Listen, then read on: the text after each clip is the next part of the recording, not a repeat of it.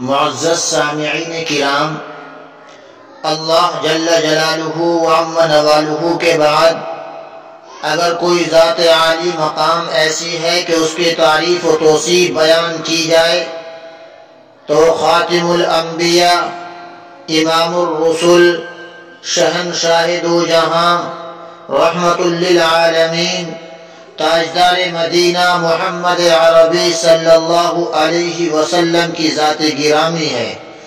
جن کی بدولت ہمیں ایمان جیسی گراں قدر دولت ملی، جن کی رہبری کے ذریعے منزل تک رسائی ہوئی، علم کا معنوی و حقیقی نور، عمل کا سرور اور قلب و جگر کو فرحت و شادمانی کا بیش بہا سرمایہ حاصل ہوا، اور جس کی پیار بھری اداؤں کی خالق کائنات نے جگہ جگہ تصویر کشی کی ہے، اور جس نے ہر لمحہ ہر گھڑی مخلوق خدا کی فکر کی ہے، تو لیجئے بارگاہ رسالت مآب میں مدح سرائی کے لیے ایک ایسے فصیح اللسان سحر البیان والکلام شاعر خوش مزاج کو منظر پر لا رہا ہوں کہ جن کے کلام میں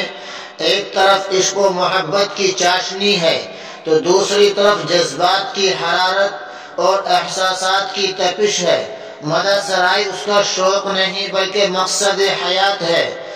انہی چند کلمات کے ساتھ میرا اشارہ کلام رفیق محترم شاعر با کمال جناب قاری محمد ساجد صاحب کی طرف ہے۔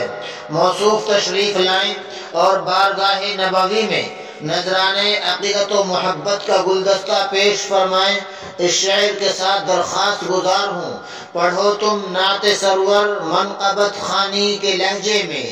پڑھو تم نعت سرور منقبت خوانی کے لہجے میں، کبھی احمد کی باتیں ہوں کبھی جعفر کی باتیں ہوں۔ شاعر صاحب ڈائس پر